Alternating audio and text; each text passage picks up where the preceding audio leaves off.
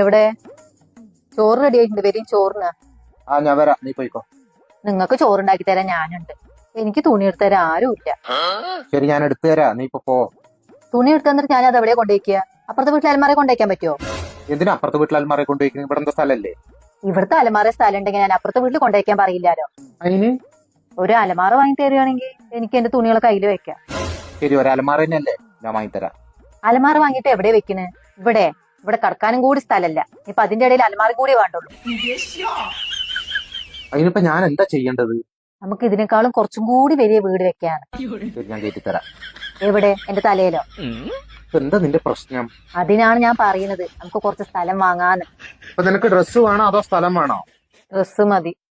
ശരി, വാങ്ങിത്തരാം, അപ്പോ. അതാണ് ഞാൻ ഇത്രയും നേരം ചോദിച്ചുകൊണ്ടിരിക്കുന്നത്. ഡ്രസ്സ് വാങ്ങിയിട്ട് ഞാൻ അതെവിടെ കൊണ്ടുപോയി വെക്കാന്ന്.